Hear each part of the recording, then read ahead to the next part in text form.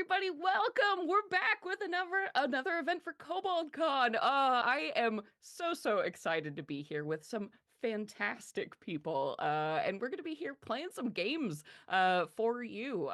Where our goal here, of course, is to keep raising money for charity, this awesome Let's Quest charity that we have partnered with for this Kobold Con. But yeah, today we're going to be diving into some little preview content. I'm sure you've heard by now, if you've been paying attention, the Labyrinth World Book is coming out so soon. Physical copies are going to be available, as well as the companion book, Labyrinth Adventures. So today, we have a special treat for you. We are actually going to be doing a shortened, quick version of one of those Labyrinth Adventures for you to get your appetites nice and wet for those coming releases here. So you'll be doing a short version of Threading Rava's Needle by one of our longtime freelancers, Rajan Khanna. And my name, by the way, I guess, I should say that. Hey, everybody, my name is Celeste Conowitch. I'm the senior game designer at Kobold Press and was one of the lead designers on the Tales of the Valiant system, which we're running today, and on the Labyrinth World Book. But enough about me. Let's meet our amazing guest that we have today. So going around the screen, Candace, who are you? Who are you playing? What do you do on the internet? Hello, everyone. My name is Candace, also known as Candace the Magnificent. My pronouns are they, she, with a sprinkle of he. I am here today playing Ghada Zayd, who I'm very excited for, a fighter. You can find me at the Candace Marie on Twitter and Blue Sky, at Candace the Magnificent everywhere else. I'm a TTRPG performer, voice actor, casting director, sensitivity consultant, and a bunch of other stuff. So please check me out. And if you have the cash, please give. Yes, please. And up next, Stella, who are you? Hello. I'm Stella Luna on Twitch, Stella Luna TV on all other social media. I'm a TTRPG producer performer, any and all pronouns. Today I will be playing Zalbikar. I am a kobold warlock, 5'2", eldritch mess. Yeah, fantastic. Can't wait to see it. And then of course, going around the table, WallE, who What's are up, you? y'all? It's me, WallE, your favorite non-binary slime best friend on the internet. You can find me at WALLE132 on the social medias just to find out the things that I do, the stuff that I'm in, and the things I enjoy talking about. Today, though, I am playing Hendrian Kaska. I am an orc metallurgist. I'm very old, I'm very smart, and I am very tired. Yeah, accurate. Deeply relate to that. And last but not least, of course, Drac, who are you? I'm Drac, or Draconics, but Drac for short is just fine. I use he, they pronouns and I do TTRPG stuff. Anything and everything teacher related, I am doing or will be doing in the near future. But specifically, I actually play production, actually play performing, and I write TTRPGs as well. But today, the teacher thing I'm doing is playing a character, playing Xenofosh. She uses she, her pronouns. She's the cleric of the group. We'll see if she ends up being the mom of the group. I don't know where we're going to be. Well, who knows? We might all need a mom in this rapid, fast-paced adventure. But yeah, before we dive in, of course, we do have some just admin announcements as we're going on here. So you will see, if you're looking at the screen right now, a QR code. That is a direct link where you can donate to the Let's Quest charity, which has been our big partner charity for this whole event. Please do consider donating. It's a really awesome organization that basically helps put RPG resources and supplies in the hands of underprivileged youth, works with a lot of library programs and schools just to, make this game possible in all corners of this world of ours. So please do. And also, just for the next few hours here of KoboldCon, everything you buy on our store, a direct percentage of that goes to this charity as well. So there has never been a better time to pick up any of those PDFs you're missing, do some pre-ordering. Like right now, you can go onto koboldpress.com and pre-order your very own copy of the Labyrinth World Book or Labyrinth Adventures, including this sneak peek cool adventure we're going to be running here today. And for last thing, Kobold Creates, the program is still up right now. Applications are open until April 16th. The theme of it is the labyrinth, so of course we wanted to mention that here today. But Kobold Creates is an awesome program where basically you apply and you work with us, and we want to give you resources, give you money to make things, make excellent things. So if you're a podcaster, streamer, designer, go, look, apply, please. We would love to have you. But that's the business. So are you guys ready? The Valiant 4 of 6 to dive into today's adventure? Oh yeah. Yeah. Zalbikar ready. So, for a little additional context too, the Valiant Six are sort of like our core crew in the Tales from the Labyrinth World book, Tales of the Valiant. These are the heroes who are known for being pretty much the superheroes of the realm. So, of course, you guys are constantly getting into all kinds of trouble as people across the universe need your help. So, as we're diving in here, we're starting in the middle of yet another one of these adventures. All of you in this moment have been, well, basically sent on a quest to go and retrieve a magical, mythical train called Rava's Needle. This train has the ability to travel between worlds via portals, created by mechanists like Hendrian, and specifically engineered by mechanists within the Keeper of the Keys faction, which is one of the prime factions in the Labyrinth World book.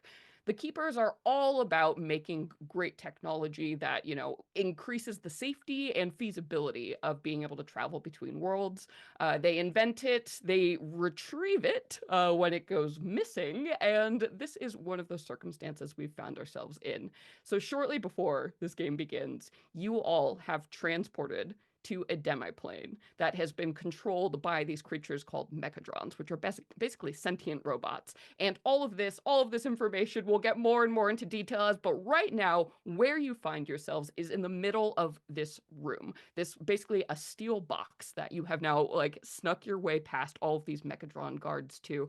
Right now, the pulsing green of this massive floating sphere is illuminating the space, and you see all of these control panels, like just these like little lights and screens and buttons, things that look so different than any of the stuff you are used to in your, typical vaguely medieval setting here. And as you're like, yes, here it is, the control panel we've been looking for to drop that stasis field, you hear the click, click, click of something metallic coming from behind this big floating sphere as you see yet another of these mechadrons holding itself up on these three almost like spider legs and this glowing eye that turns bright red as it begins to emit this alarm sound. Intruders! Intruders! Intruders! You all have to get to those panels, and you have to get to those panels fast and get on this train, but this thing is in the way. So I think in this moment, the camera is rapidly like panning around as we see our Valiant Four jumping into action. So let's go around the table here, and as like this kind of cinematic combat challenge begins, Drac, tell us, what do we see? What is Sino doing in the midst of this evolving chaos? Sino is maybe about 5'8", 5'9" woman with long black hair, currently tied up taut and high just to get out of their face, especially since it seems like some form of combat is about to start. They have a long scythe at their side, just a few inches shorter than they are, with a beautiful almost bluish greenish blade on its end. It seems to glint with some kind of almost like moonlight, despite there being no moonlight getting in You or bring it coming with from you. anywhere here. It comes with me. I bring the moonlight. And right now, I think I'm immediately making a beeline for this construct, trying to get its focus on me, as I yell over my shoulder, Hendrian, can you sort out those buttons and things?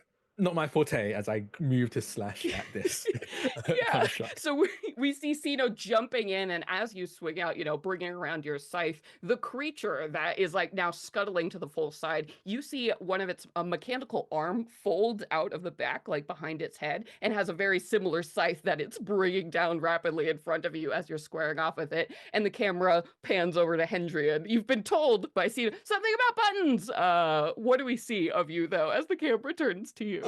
You see, like where Hendrian would have been, he's already making his way over to the console. He's like, yes, I have got it. Don't worry. And he's like making a beeline towards his console. And as soon as he gets there, he kind of like adjusts this little tiny monocle that's on his like over his right eye as he gets to work, trying to figure out how to get this console up and working, and maybe hopefully get this train going and stop this big thing in the room. Yeah. So you're going, and as you reach the panel, you are there's a moment of panic, I think, as you're seeing all of these alien symbols right in front of you. It's like somebody who's never seen a computer looking at binary code for the first time, like, Yeah. whoa, as you're like the glowing buttons in front of you. So as we see, a bead of sweat like start to drip down Hendrian's face, the camera turns again. Ghada, what is our fighter up to in the middle of all of this? I think you see Ghada trying to back up Senno a bit. She runs top speed, almost like Naruto style, arms back, like Yes. weapons at the ready, and does kind of a slide between this thing's legs to try and take its legs from out underneath it, just to disable it a little bit and try to amplify Senno's attacks. Yeah, so as you like slide across the floor, and everything here, like in this entire station, has all been clean, rigid lines, the kind that you can only expect from a people that are basically just machines with hive mind intelligence. So you slide across that slick steel floor, trying to cut at the legs of one of these things, and you manage to like cut off a tip of it, but like another leg folds down and it keeps its stability as it moves, and the head swivels around 360 degrees, and you find this red beam just like on you from your position on the floor. And the camera turns again. Zalbikar, what are you doing in the middle of all of this? I like to imagine that the camera as it is doing these like cinematic swoops just kind of pans down. And as it pans down to 5'2", much shorter than the rest of our heroic figures, you see these massive, massive golden yellow eyes, and they are literally reflecting the lights coming off of the buttons. And they have from the moment that we've stepped in here. And slowly, Zalbikar has been creeping over towards the control panel, completely oblivious to the other sounds as they are transfixed on this and more or less begin to approach Hendrian, which with significantly less urgency. Yeah, creeping way over there. Yeah, as just, oh my god, so many lights and like flashing things. It really is a feast of the senses as all of this is going on, and the chaos of combat now starting to evolve is echoing just like so loud in this basically giant metal box. So as we're looking here, we have Hendrian and Zalbikar. It seems like you're trying to basically deactivate the stasis, figure out this panel before things get really bad, because again, at the top of its little robot lungs, this thing has not stopped going, intruder, alert, alert, perimeter alert, woo, woo, woo, just filling up this space. So time is limited. So what's the strategy here, kids, at this point? So we do have a few options. I might suggest trying to do some maybe checks to try and figure out what the Yes. heck is going on. Maybe an Arcana check? I would love to do an Arcana check, or Sure. I would actually. Is it possible? I would like to Yes. use my class feature, Eyes of the Maker, touch magic items to learn its properties. If I use Eyes of the Maker to touch this console, could I figure out maybe not exactly how to shut things down, but maybe kind of give me like a little bit of a pathway into it? Possibly? Yeah, I love this.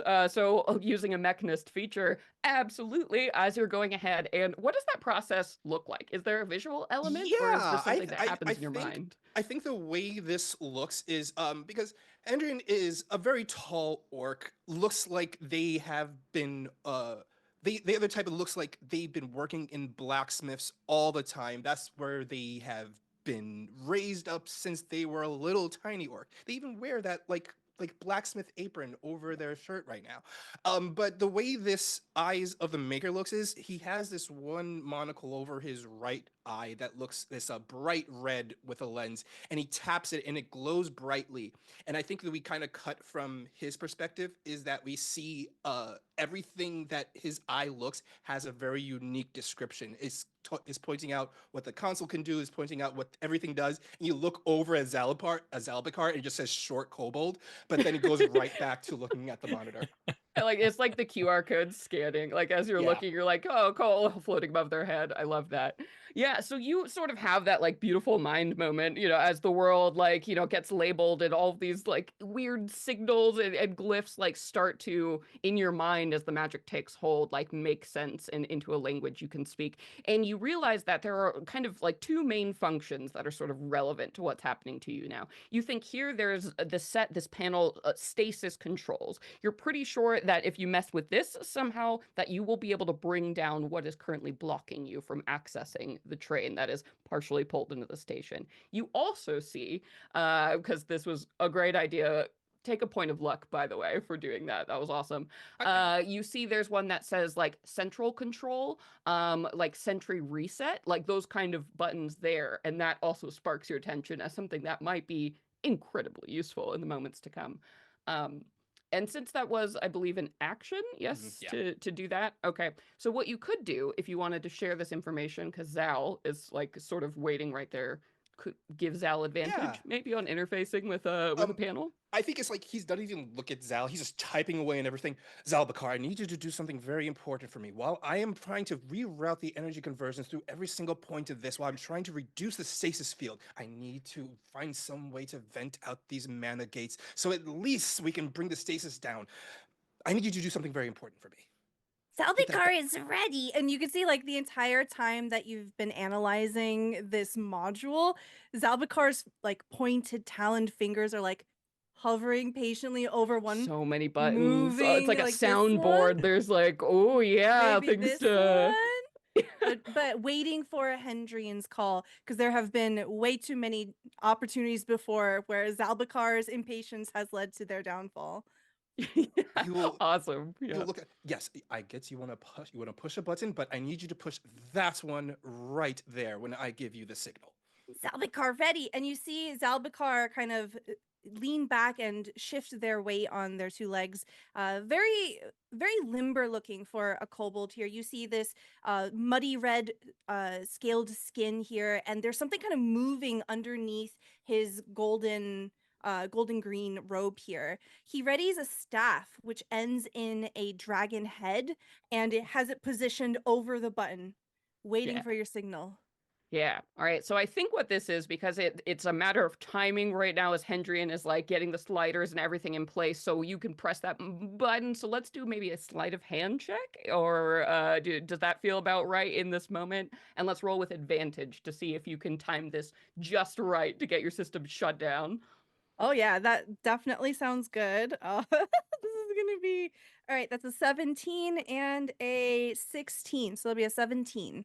Yes, absolutely. If there's one thing kobolds are good at, it's pressing big red buttons. But question though, which buttons are you pressing? Were you giving the command Hendrian to bring down the sentries or to bring down the stasis field? I was giving Zalbikar the command to bring down the stasis field.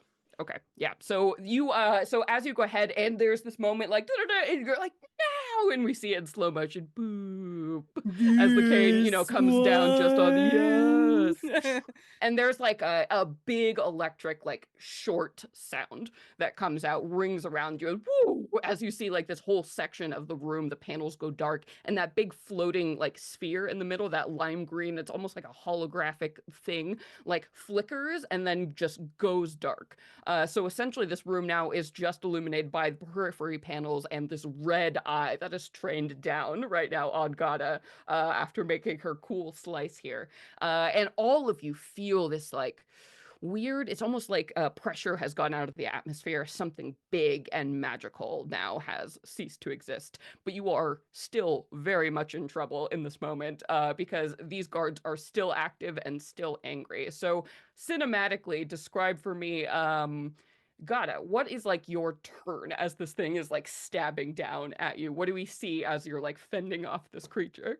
I feel like Ghada is realizing that if they can make as big of a commotion as possible, perhaps that gives Hendrian and Zalbikar a little bit more time. So I think they're Absolutely. like dodging back and forth and just using their athletics, like kicking up like off of that third leg and kind of doing a flip, and maybe taking their hand axe to like the voice box on this thing. Like if there's a place like a speaker where that noise is coming Nice. from, trying to take that out to give a little peace and quiet.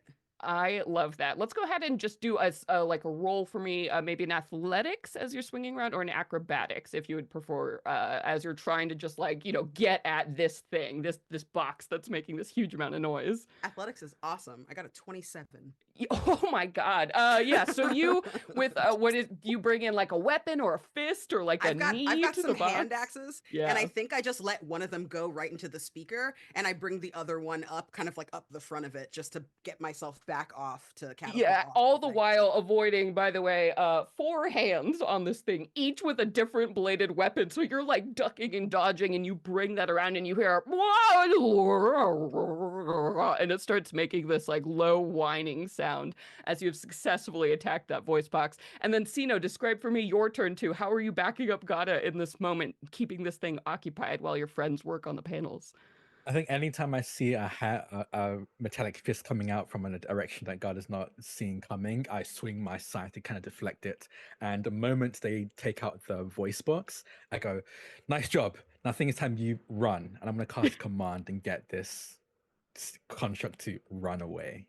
Yeah, yeah. So you speak, and what do we hear? What do we see when you cast that spell? I think you see like almost a glowing start to emanate from the inside of my mouth. And again, Yeah, it's very much like the moonlight's coming out of silvery. my mouth. Every time I speak, that despite the heavy presence of magic disappearing, you can sense the magic coming out from my tongue itself as I say run. And these kind of almost ropes of moonlight start to wrap around the construct's legs and arms, trying to force it to flee. Yeah, yeah. So you see, yeah, those silvery words of light come and circle around this creature. And something about this thing, maybe because it is like almost like a robot in nature, it seems very susceptible to commanding, to reprogramming, as you know, all of a sudden stops the flurry of motion, seeming to consider what you're saying to it. Still making those weird like non-sounds. And then Hendrian, we come back to you. Go ahead, give me a check with advantage to see if you can Okay, take okay. out these like the control reset on these guardians. Here we go. Good thing I rolled with advantage because I rolled a 1 on the first roll. Oh boy. That will be said Arcana. Yes, Arcana. It'll be 18. Yes, that is more than enough. So you go through and you move, just as Zal is like bringing down the shield, you go and you type in that final command, and there is another of those sounds, and that creature that was standing over you just freezes in mid place as you see all of the lights. Its eye just goes out, completely As frozen. As soon as that happened, Hendrian looks back at the others and yells, "We have 3 minutes! You need to move!" Go, go, go before all of the mechadrons in this station reset. So we want to run out the door. Oh yeah. Beeline. Yep. Oh yeah. If Ghada So gets there first, they have like their weapon out, like their broadsword out, like trying kick to hold the open that door door. open. Yeah. Yeah. So you pour back out of this control room here. And as you step through the panel, into the gray light of this larger station, imagine like any kind of desolate, concrete and metal train station or bus station, like underground system here. So as you step out, it's freaky. You see like these little like mechanical solodrons that were kind of like flying through the air, just like stuck there, hung completely frozen in midair, as well as all of their large group of these other same kind of things walking towards you on mechanical legs. So you've probably, I don't know, 24 of these creatures or so that were rushing actively to deal with you. So you run right past by them. Again, your time is ticking, and you see that big station where the train was that you would come in here, and now that shimmering field that had kept it in the stasis is indeed gone. And what's really, really weird, as you're looking at this train station, it almost looks like it almost made it out of the station. So you can see like that dark tunnel there that's almost shimmering, like with a portal. You get the feeling if you walked into the darkness, it would not be good for you. But so you can only see like the last 3 or 4 cars of this magnificent train that is all like beautiful redwood and, golden like gilding and all of these like emblems of clockwork and gears. It's magnificent. But there you are, and looking at it, you can see the very end of the train, which is still pulled into the station, and it has these like curling double doors around it. That seems to be the only entry point you can see from here. And it doesn't stop. They keep moving. Yeah, So yeah, let's have yeah. your Ghada. Yeah. So you go, yeah, and leaping onto the tracks, right? And like across to get on the back of this thing. And as you pile up here, you remember now that the person that hired you for all of this, Soldaria, your contact who had basically sent you to look for this, missing train, and the person who constructed it had given you a few items before you had arrived here. One had been the portal key, which was basically the one-way ticket that had gotten you to this little demi-plane she happened to find after months of searching for it. Two was a silver needle about 3 inches long on a chain, which she had told you was a special key needed to get into this train, essentially given to her by her one-time friend, partner, lover, the missing engineer of this train.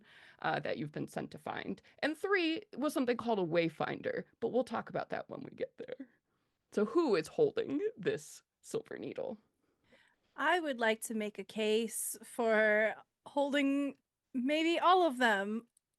All If right. that's okay with everyone. Okay.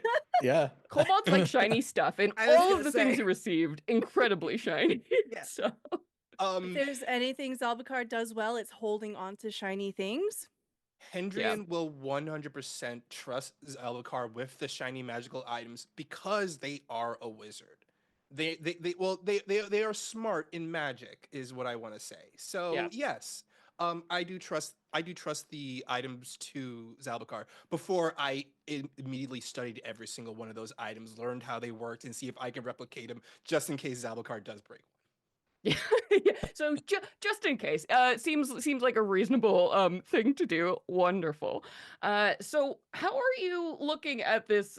So this door, beautiful, like nice carvings. There's kind of a big central gear, like in the center that you recognize as like the holy symbol, of Rava, the patron goddess of creation and the keepers of the keys. But as you're looking at it, other than that, like there's no real like handle or keyhole, and you're holding a 3-inch silver needle. What are you doing with it? Zalbikar takes a few moments after scurrying up onto the end of the train. They have a fanny pack, and the fanny pack is full of these magic items. 1 moment, please. We don't have so too long, Zalbikar. Counting down, 2 minutes left, 2 minutes I left. found it! The needle! And literally just like flat touches it up against the door. Yeah. Whoop. Just kind of in the center. Yeah. Yeah. it working? You're like, there we go. You like tap it, and just because you're going for the center, it's like right in the center of this gear. You're like, hope this is good, and it seems to be good enough. As you see the doorway, I feel like good enough is like Zalbikar's life motto. my subtitle is Zalbikar, Zalbikar, good good enough. enough. So, as you do, the door doesn't like swing open or crack open. Instead, it sort of shimmers. And what you see is like an indigo colored shimmering field, like a portal that you have to step through, I guess. Like as you're looking, you can't really see what is beyond it, but it seems to be something. Zalbikar, while pointing at it, turns to the party. This looks ominous. Well, what's more ominous is what's going to happen if we don't go through that portal in the next 1 minute. Yep. True. Ghada looks red at Hendrian, nods, and just throws themselves inside. Yes. Dives on inside. Ghada charging ahead, and you all follow suit. Zalbikar turns Yes. to Seno and puts their hands up as if for uppies.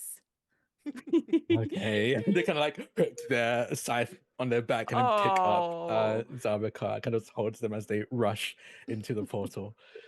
You were wondering if you were going to become the mom of the group, as I Yeah. think this is official. As sweet Zalbikar, up on your shoulders, you step through the portal, and it is a shocking, I guess, kind of experience. Like, as you all pass through, you all have that familiar feeling of, like, now that you've been spending some time in the labyrinth, portal travel, like you have experienced it 10,000 different ways since coming here. And that familiar, like tingly feeling, like the pins and needles that come across your body, that occurs as you step into this train. And you find yourself in what must be, I mean, so this was like the caboose car, the very end here. So as you're looking around, you see stacks and crates of like barrels, and all kinds of like kind of behind these little like locked cages, stuff, a lot of stuff. The feeling in this car is very comfortable, like a nice ambient temperature. Before it was a little bit cold out there. It was, a place made by machines that don't care about heat or climate control. This Yeah. is incredibly comfortable, ideal for humanoids. You might even say as you step inside, and you find yourself within a car that's maybe about 100 feet long and 35 feet wide. So it is big, much bigger than you would have assumed looking at it from the outside. So you realize that there is some extra dimensional magic happening here, and that's going to be a big old theme you're going to start seeing with this incredibly magical clockwork train that you're on. As you look across the way, like far beyond, the cages and all of the supplies and everything in here, you do see on the very far wall directly across from you is a large, like purple panel. It just kind of looks like this blank screen that shimmers like with a vaguely indigo color, much like that portal you came through before. You don't see like an actual doorway or anything, so you get the sense that moving from train to train is going to be a matter of activating these portals as you move along here.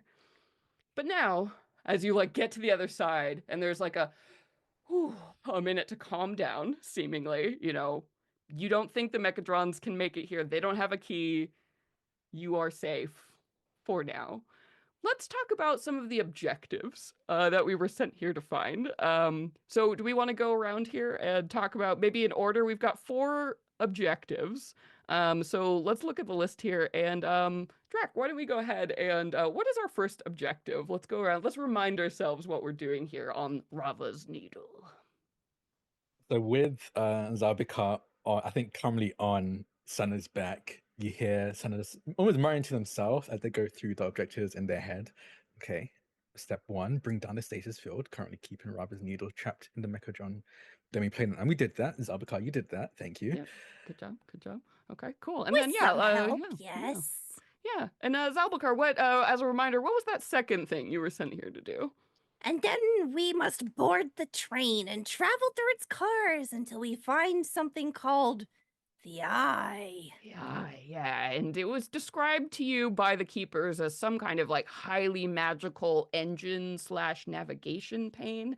And that's what that third object in your pack, that wayfinder. Apparently you need that to talk to the Eye and set some kind of coordinates. But you have another objective going on. So, Candace, what was that? What was that third one that Ghada is turning over in her head? Along the way, find or figure out what happened to Zarumanthan. Yes, Zarumanthan. That was that guy that you were sent here to find. So Soldaria, your contact, apparently this Zarathaman was the person who actually built this train and ran it for quite a while before just suddenly disappearing with the train without a trace. And nobody knows what happened to him. So that's a pretty important objective. But our last one, the most important of all, WallE, what is that? Hendrian brings us home. We'll talk about that last one.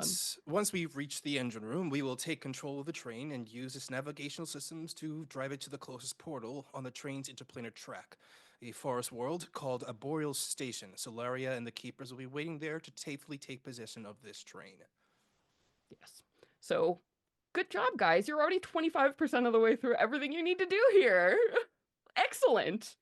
But the thing is, people don't really know what's up with this train, like how it happened to be here or what went wrong in the middle of, the engineers' adventures. So that is why you, as the big ol' heroes of the realm, have been sent, just in case things go sideways. But I'm sure it'll be fine, right?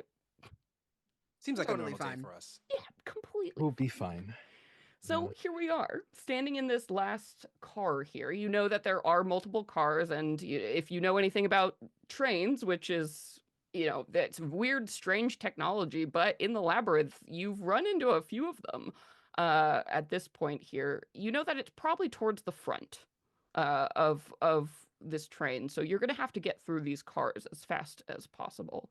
But other than that, if we want to stop, check in, talk strategy or anything, this is the place to do it. Seems like this is a pretty chill place for the moment. I think what Hendrian does is he lets the strategy being done talking be done by Seno. He immediately goes over to the far end of the train car and looks at the door that the portal will be going to the next car over while they discuss their tactics for this. Yeah, you very quickly assess that the way these kind of portals work, these doors, basically a creature just has to touch the panel, and then just like before, getting inside this train, you see this indigo kind of portally doorway appears and shimmers. And through a little bit of testing, real quick, you realize that the door stays open for about a minute, and then the system needs a few minutes to reset before you can touch it again to open the door. So perhaps that's some kind of security measure, like you can't just send endless people through, but there doesn't seem to be any way to determine what is on the other side of these portals. Okay. But yeah. Okay, well, we're not entirely sure what we're going to find on this train, but it can only be, unfortunately, bad, since it didn't make it to its next stop. So I think the best we can do is keep our eyes open and keep moving through the trains until we find something or someone who can help us find the eye and hopefully Zarimantha. Yeah. The size of this train suggests that the doors should stay open a little bit longer, so I agree that maybe we're not going to find anything good, but I'll be ready. And she brandishes as many weapons as she can hold. Yeah. Fine, I'll be the Yes. pessimist of this, and I will say we will find something horrible on the other side of that door. Be ready. Yes. And also, as some helpful additional information, when you were first assessing what was going on with this stasis field and this train, you realized that the Mechadrons had set up this kind of really intense stasis field that not only seemed to have stopped the train from moving forward, kind of keeping it in this half tunnel state. Whatever was on the train was probably also affected by it, since nothing has tried to get off or deboard. So it's almost like everything on this train was frozen in time at the moment that stasis field went up. So whatever was happening was probably directly frozen in that moment. So if something really bad was going down when the field went up, that might also increase just a level of complexity, just to keep in mind for you all. But with that, it seems like Ghada is, in the front, kind of leading the way. Are we ready to try and see what is on the other side of this portal? Yeah, I'm actually curious. Do we know anything about mecha drones? Yeah. Of course, I know things about mecha drones. So you just asked me the question. Of course, mecha drones are ancient forms of technology created in another plane to be viewed as mindless drones to handle the light work while it's going around the plane, so no sentient beings themselves can live there and waste their time doing whatever task they do. Yeah. They're very scary. Yeah, beyond that too, Mechadrons, they're obsessed with order, and there is something with them that says it's all about the plan.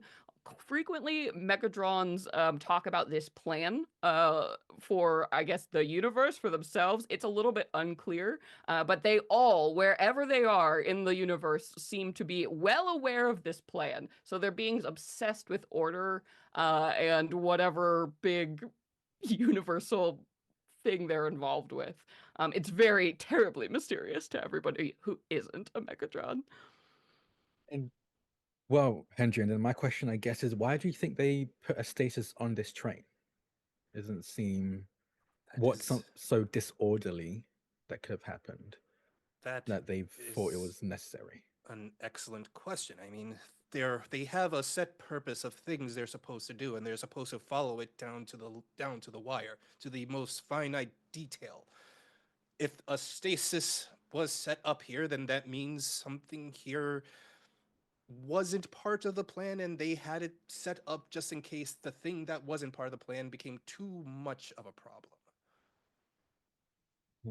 Well, starting to think maybe the Mechadrones might not be our enemy here, especially if the thing we meet on the other side might be a bit too much for us to handle. Yes. White blood cells. Oh, So yeah. let me describe. White blood cells are the centuries of the human body. So when God, are disease, you and he pressing starts the rambling panel and kind about of this. moving forward while this, continue, my another God. lecture begins. Gotta Senna's mirror out. generally You interested. can Senna's feel like, it in oh, the yeah, air, interesting. spinning up. So you touch the panel and you step through rapidly, bringing an end to this lesson nobody asked for. And then as you move, you transition into yet another one of these cars. So you can see we can establish now all of the cars are roughly the same size, about 100 feet long, 35 feet wide, 10 feet tall. For the most part, the ceilings, the surfaces are metal, but they've all been like well carpeted or well decorated. Essentially, this would have been a really nice probably experience for passengers to move through. And you do know when you talk about Zarathrumin, the guy who made this train, one of the big purposes of it was not only to like have an easy way to travel between these destination worlds, but also to collect curiosities from around the labyrinth, and so you could display them, learn about them while traveling the worlds. It was a pretty sweet deal for the keepers. They were pretty mad when this train just like disappeared. So yeah, as you're going through, you stumble into this car that is definitely another one of those curiosity style collections, as you see that there are these gilded cages lining both sides of this, like some kind of like a mini zoo or menagerie. You can see that there are creatures, all manner of strange creatures, in these cages around here. And the ones that are immediately, like as you step through the door, on this like plush red carpet, you see to your left, looking off here, what looks like, it's hard to describe. There are maybe dozens or so of these tiny, they almost just look like heads, but kind of with insectoid features and like these little bat wings like sprouting out the side. And all of them, they're just like in this swarm that's like chaotically bouncing around and letting out these little like shrieky kind of insectoid sounds as they like bounce against the bars, like searching for a way out. And then on your right, as you're looking here, you see like a tank that's completely full of water, and these large, they would be like angel fish, except like 3 times the size, and they have these faces on them with like milky white eyes, as they kind of drift slowly through this saltwater tank. And just beyond that, things get stranger and stranger as you see like this big worm creature that has like hundreds of eyes around its body, it's just kind of curling in midair, almost like a snake would be on the ground. You see like a big terrarium full of just these strange alien multicolored plants that you've never seen before. And towards the end, you see that there is a cage that has its bars that have been blown out, almost like something exploded. And there doesn't seem to be anything inside that cage. Senna, you feel the little tiny claws of Zalbikar kind of dig into your shoulders, and you hear a hushed whisper of, "They're so cute." Cute? I mean, Artemis, forgive me, I shouldn't judge Mother Nature, but these are interesting, to put Hmm. it lightly. Mm. Oh, even more exciting, I forgot to mention the cage that's probably closest on the far side here. You can see another of these panels, like an exit door. There is a very large cage that has a black velvet cloth completely draped over it. So that's the one like right by the exit door. No idea what's in there, but there's like a golden pulley rope hanging from the ceiling. Immediately, the moment You Senna see sees her- We that, all see the the golden moment we Senna all sees look at that, Senna's like, Zalbikar, no. Zalbikar just points. You see from your peripheral vision just a single kobold finger. Oh, it's so shiny. It's just begging for you to pull a rope. I don't generally want to use any abilities on any players. So I'll ask you for permission first, but can I try to use polyglot, which lets me gain advantage on a charisma check to influence through speech on you, Drac? Okay, yeah. Yeah, okay. So scrabbling down from your back, Zalbikar stands very seriously in front of you, looking up at you. And as they activate polyglot, you see their eyes just blossom into puppy eyes here, as I'm going to try to persuade you, just whimpering and pointing. Are you okay with this? Yeah, please do it. I'm okay with it. Senna's the one that's sighing here. I'm fully fine with this. Okay. I'll try to do a persuasion check on you. That's gonna be a 16 or a ooh, that's nice. Okay. 24. So do Yeah, whatever you 24 want with makes that. it. So cute. No, 24 Oh makes my it. god, the tears, just like the. I look down at Zalbikar, I sigh. And I look to Hendrian and Ghada and say, I'll make sure he doesn't get into trouble. We can just let him pull on the rope, and if there's something bad in there, we can deal with it. We can handle it. You won't hear an argument from me. I don't agree with any of this. Everything in a cage, they belong outside. Except Outside. this thing. And he points at those angelfish. I don't like these angelfish, Ghada. Their smug faces One of them disturb turns me. to you and like gets really close to the glass as you point at it and just like blinks in that creepy soulless way that fish I don't do. like their smug faces. You feel a hand on your arm, Hendrian? You are the smartest among us. I trust you implicitly. It looks evil. Incredible. I want Zalbikar. I'll take Zalbikar and I'll give them a piece to reach the rope so they can pull on the rope. Yoink! Yeah, a little steppy stool so you can go. Yeah. Oh my god, it's so satisfying. It's one of those thick, like, beautiful ropes, and you see the black like curtain start to like rise up from this thing, pooling, and you're like, what is it? What could it be? As you find yourself face to face with this reptilian head that just has these like piercing like red eyes, and I need you, as you're staring down this basilisk, to make Oh no! I deserve this. This is the find Incredible, out portion of the scene. Oh my god. Yeah, this is the find out. a constitution save, please, as this Oh, basilisk no. was so ready for you to just look at it. Constitution save. All right. Ooh, that's a 11. Okay, you needed a 12. So, what was happening here? On a failure, creature magically begins to turn to stone and is restrained. The restrained creature can repeat the save at the end of its next turn, becoming petrified on a failure or ending the effect on a success. So let's roll some initiative here. Oh, Oh no. boy. You just hear a tiny And a cracking sound as some dust from nowhere starts to come off of your companion, who's rapidly turning gray. I love it. All right. All right, give me those advantage or those initiatives when you get a chance. I rolled a nat 20, but I've got a -1. So it's a Oh 19. no! So okay, all right, 17. Drake. I got a 4. Okay, so that was a 15 for Ghada, and then Cena was a 19. Who was the 4? Me, Hendrian, got a 4. That feels right.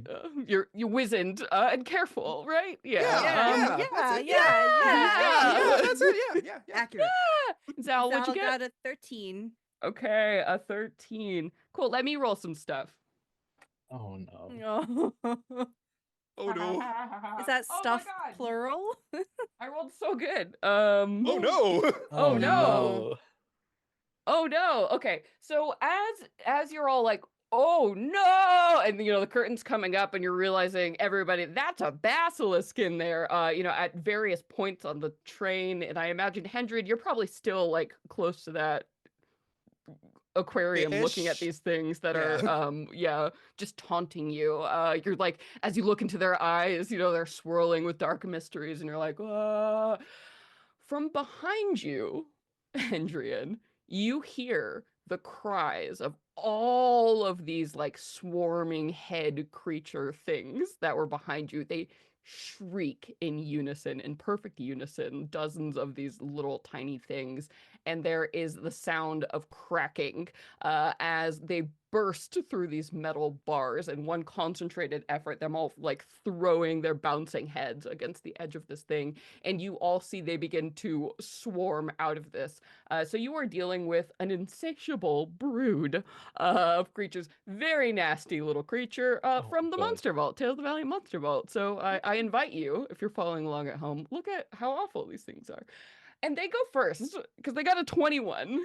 So let's roll. Damn it. So yeah. Yes, I like how all their actions are plural because there's so many of them. You see as they're coming out, and Hendrian, you're right there behind them, so Mhm. they are swarming upon you. You see they Yep. open up their little head mouth and just filled with rows of pointed teeth as their Oh no. bites attack is unleashed upon you. So here we go.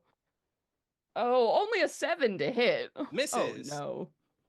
Yeah, yeah. So luckily you're wearing that leather apron that you Yeah, wear my all the my trusty time. leather apron. Yeah, Yeah, see, but so also most this is a little bit more than just a trusty leather apron, though. It's more of a trusty leather apron that shines brightly with a very unique shimmer to it. That when as soon Yeah. as the thing tried to bite down on the arm, it looked like they were about to bite on its like pale unguarded skin. But you hear a loud clang noise as this thing clamps down on now what looks like a shimmering armored like arm over that underneath that bite. It's like, ah, yes, it's working. We need to stop Yes. these things.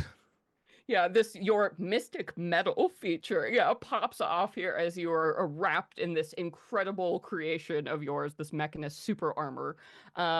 Yes, so these things like bounce off you. Luckily, most of them were distracted biting through the bars at this moment, so you're okay for now. But let's go ahead and also throw a bonus action at you before I go around. So Oh as no. you turn and face these things, and they can't get a bite in here, you see that all of them at once are looking at you.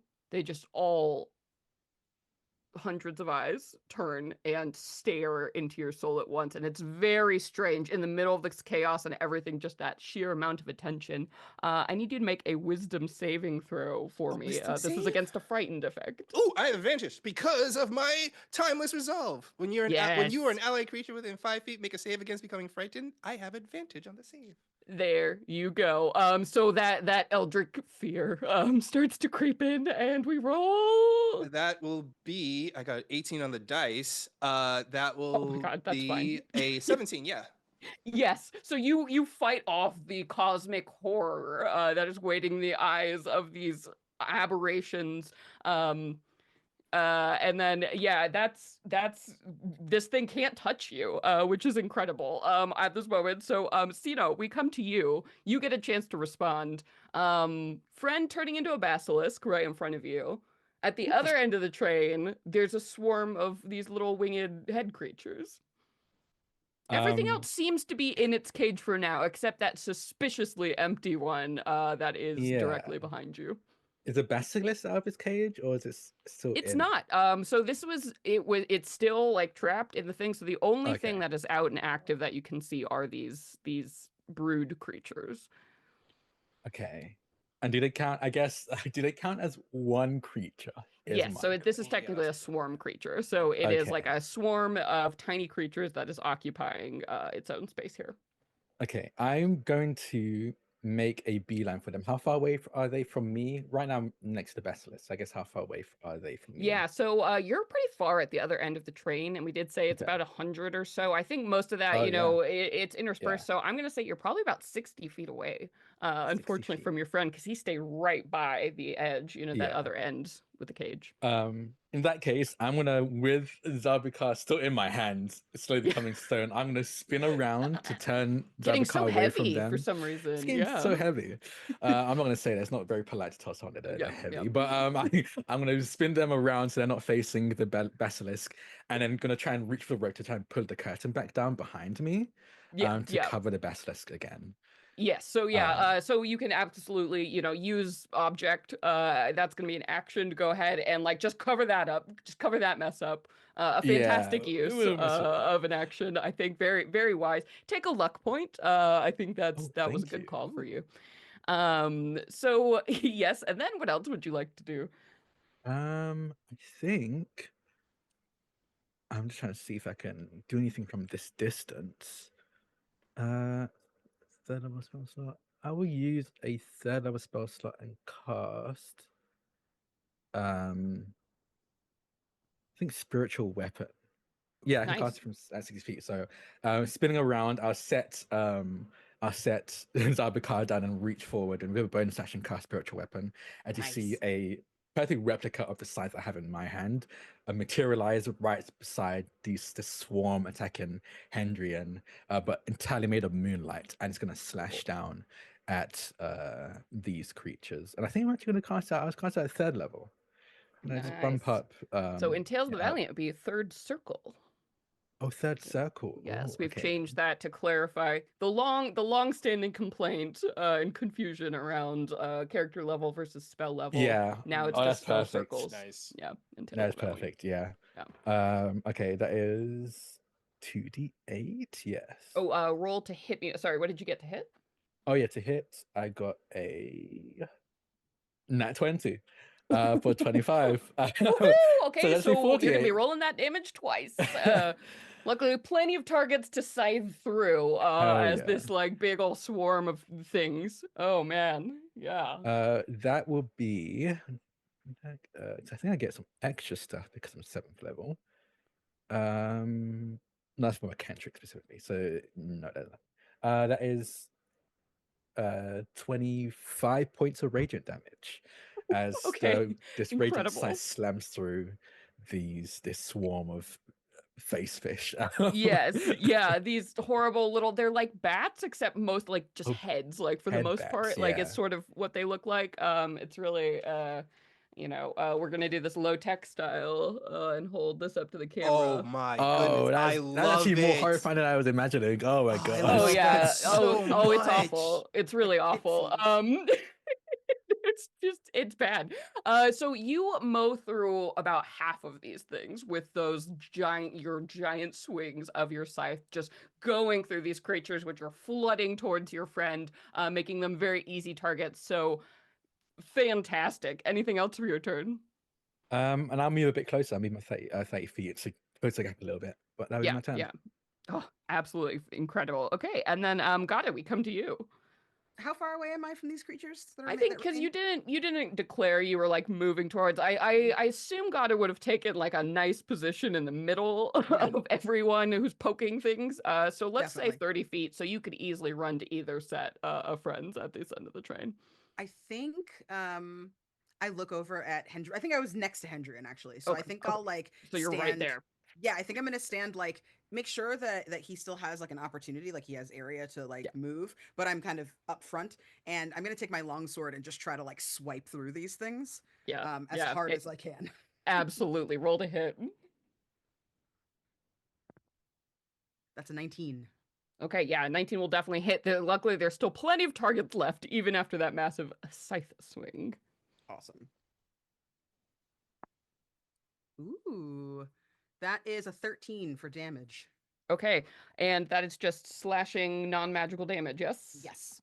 So unfortunately, these things do have swarm resilience. So they have resistance to non-magical piercing, slashing, and bludgeoning attacks. So that is going to be having that damage, as essentially you're not doing quite as much in here with it's just hard to get as many as you would like with this hit, but you have another attack, or would you like to use a weapon option?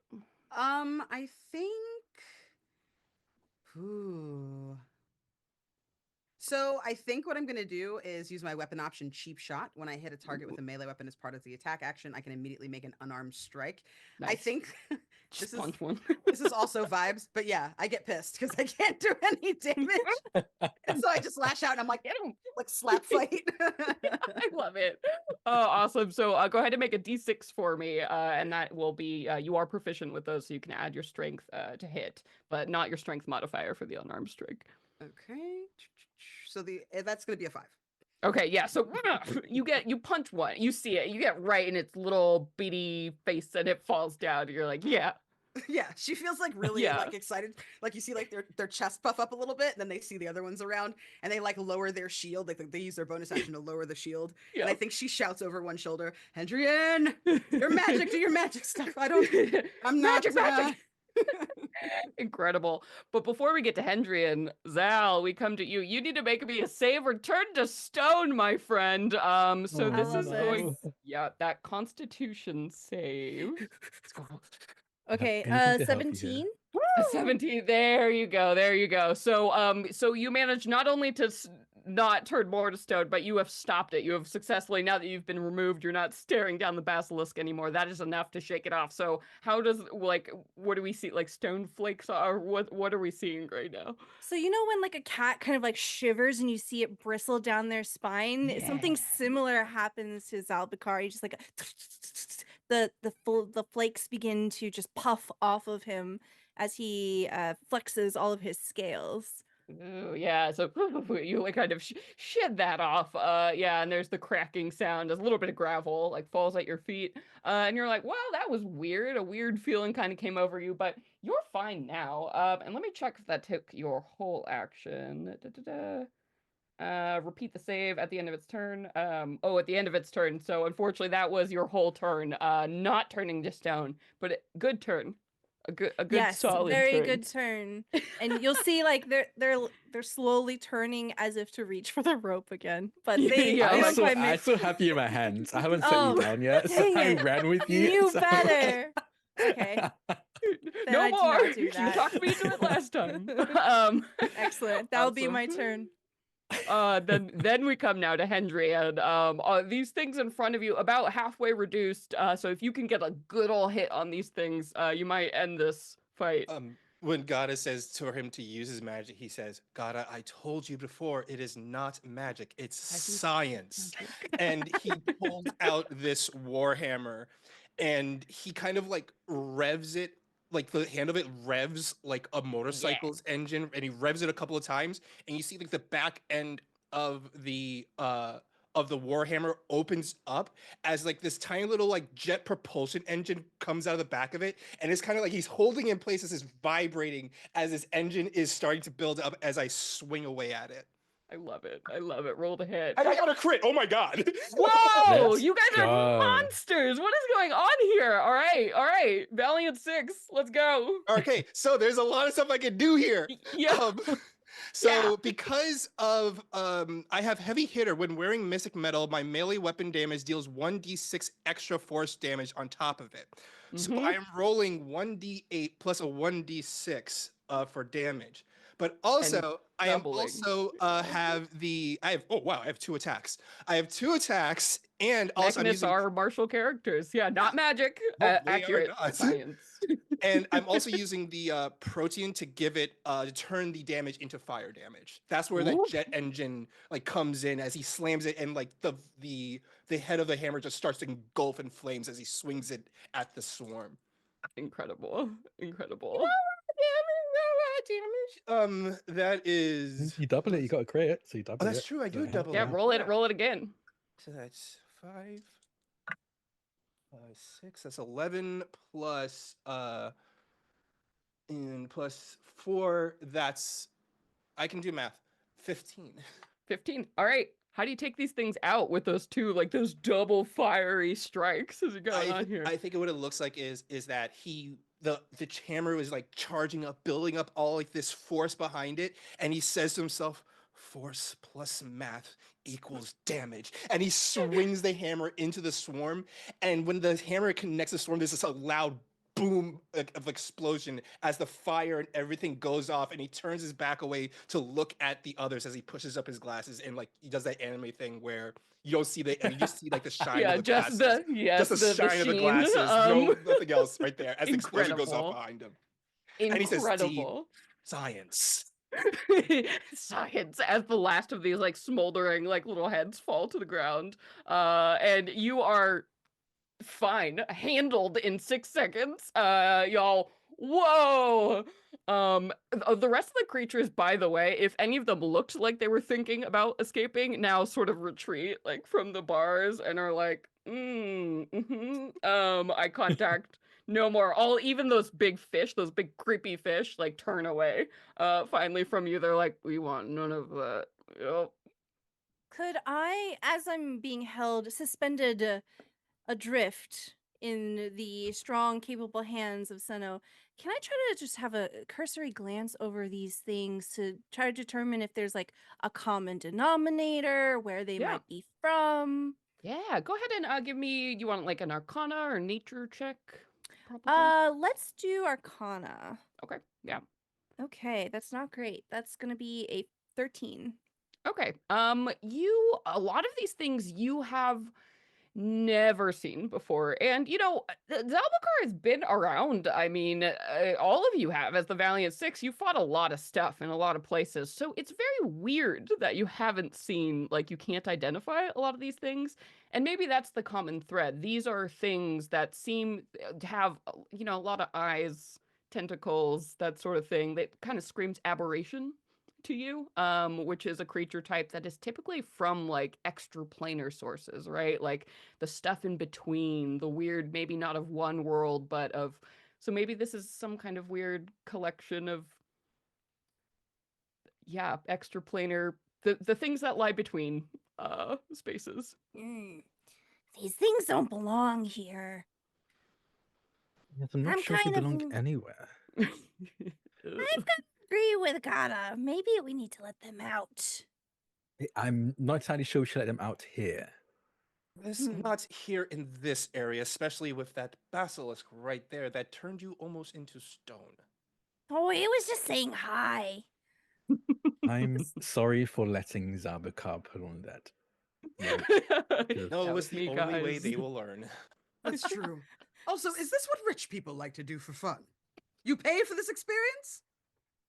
You'd be surprised what they pay for.